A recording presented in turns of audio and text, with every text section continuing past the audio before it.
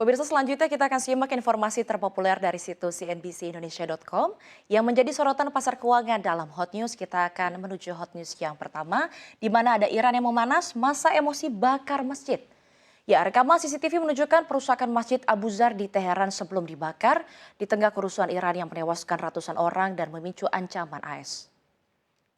Menurut media setempat, ada rekaman kamera pengawas yang memperlihatkan bagian dalam Masjid Abu Zar di Teheran yang dirusak oleh sekelompok orang pada Kamis 8 Januari. Sehari sebelum masjid tersebut dilaporkan terbakar. Dalam rekaman CCTV yang beredar, terlihat beberapa orang berpakaian hitam merusak perabotan di dalam masjid. Salah satu pelaku kemudian mendekati kamera pengawas dan menghancurkan menggunakan sebuah tiang. Sebelum akhirnya rekamannya terputus. Media pemerintah Iran melaporkan bahwa Masjid Abu Zar dibakar pada Jumat 9 Januari di tengah gelombang kerusuhan yang melanda berbagai wilayah negara tersebut. Demonstrasi tersebut menyebabkan sebuah masjid terbakar di Teheran selama protes terbesar di Iran dalam beberapa tahun terakhir. Adapun kerusuhan yang berlangsung selama 2 pekan terakhir telah menewaskan lebih dari 500 orang. Pada hari Minggu kemarin atau 11 Januari, kelompok pemantau yang berbasis di AS yaitu Human Rights Activists in Iran menyatakan telah memverifikasi kematian 490 demonstran dan 48 personel keamanan. Selain itu, lebih dari 10.600 orang dilaporkan ditangkap selama periode tersebut. Situasi di Iran semakin memanas ketika Teheran mengancam akan menargetkan pangkalan militer Amerika Serikat jika Presiden Amerika Serikat Donald Trump melaksanakan ancamannya yang diperbarui untuk mencampur tangankan atas nama para pengunjuk rasa.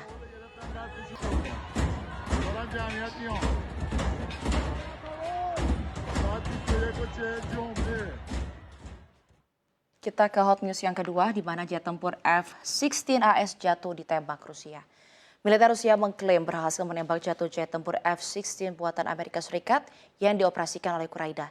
Pencapaian ini menjadi sorotan tajam mengingat jet F-16 selama ini digadang-gadang sebagai pengubah permainan atau game changer bagi militer Ukraina. Hal ini disampaikan dalam wawancara saluran televisi negara Russia One pada Minggu. Seorang komandan pertahanan udara Rusia dengan nama panggilan CV mengungkapkan baterai rudal S-300 milik Moskow berhasil melumpuhkan pesawat tempur canggih tersebut. Sever menjelaskan unitnya melepaskan 2 rudal ke arah jet F-16 tersebut. Rudal pertama berhasil merusak badan pesawat, sementara rudal kedua memberikan pukulan terakhir yang membuat jet tersebut jatuh. Insiden ini menambah babak baru dalam perang besar Rusia-Ukraina yang dimulai sejak invasi skala penuh Moskow pada Februari 2022 lalu maksud kami. Dan selama 4 tahun, Kiev telah mendapatkan sokongan masif dari negara-negara Eropa dan NATO untuk mempertahankan kedaulatannya. Ukraina mulai menerima pengiriman jet F-16 pada Agustus 2024 setelah lobi panjang kepada Sekutu Barat. Berdasarkan laporan Business Insider, Kiev sejauh ini telah menerima sekitar 44 unit jet dari total 87 unit yang dijanjikan oleh negara-negara pendukungnya seperti Eropa, Belanda, Denmark, dan Norwegia. Hingga saat ini Ukraina tercatat telah mengonfirmasi kehilangan 4 unit F-16 dalam misi tempur sebelumnya. Jet-jet tempur ini dianggap krusial bagi Kiev untuk menandingi supremasi udara Rusia yang sangat dominan sejak awal invasi. Meski kehilangan unit F-16, Ukraina dilaporkan tidak mengendurkan ambisinya untuk memperkuat armada udara. Kabar terbaru menyebutkan bahwa pemerintah pimpinan Presiden Volodymyr Zelensky sedang menjajaki pembelian 100 jet tempur tambahan dari Prancis untuk memperkuat lini pertahanan mereka dari serangan udara Rusia yang kian intensif.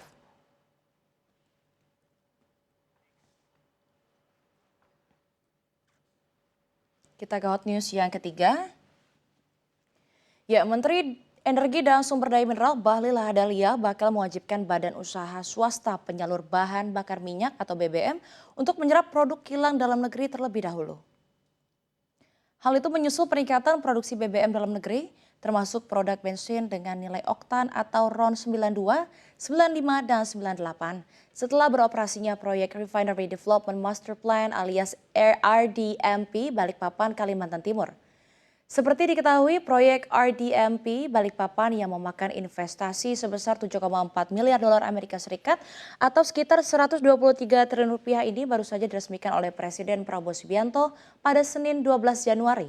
Proyek RDMP Balikpapan ini menambah kapasitas pengolahan minyak mentah sebesar 100.000 barel per harinya. menjadi 360.000 barel per harinya dari sebelumnya 260.000 barel per harinya.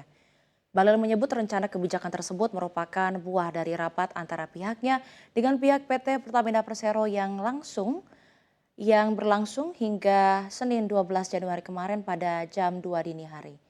Bahlil beralasan ini merupakan perintah konstitusi Undang-Undang Dasar 1945 pasal 33. Selain bensin, pemerintah juga menargetkan swasembada aftur pada tahun 2027 dengan skema hanya mengimpor minyak mentah alias crude untuk diolah di dalam negeri. Bahlil menyadari kebijakan memotong jalur importer ini berpotensi memicu serangan balik di media sosial. Namun dia akan bersiap menghadapinya.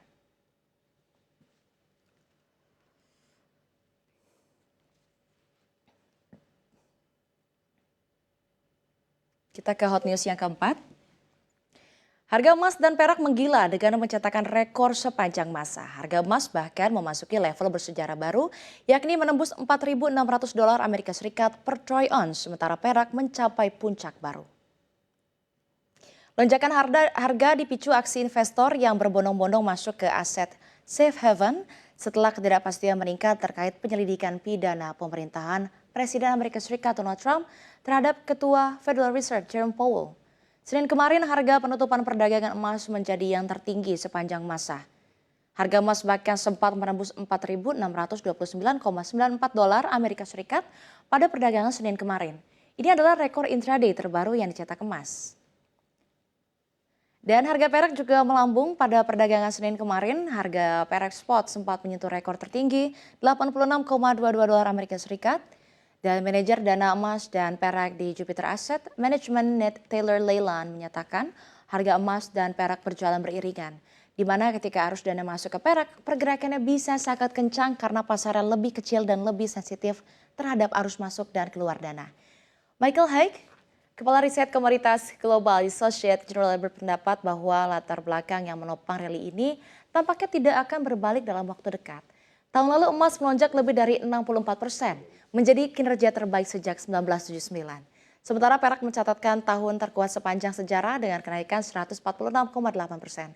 The Fed memperkirakan akan menahan suku bunga pada rapat 27 dan 28 Januari setelah memangkasnya 75 basis poin pada tahun lalu. Namun pasar masih memperhitungkan 2 kali pemangkasan suku bunga tambahan pada tahun ini yang mendorong minat terhadap aset tanpa imbal, hasil seperti emas. Ketegangan geopolitik juga tetap tinggi ketika Trump mempertimbangkan respons terhadap penindakan mematikan atas aksi protes di Iran, menyusul pencopotannya terhadap Presiden Venezuela Nicolas Maduro serta wacananya untuk mengakuisisi Greenland.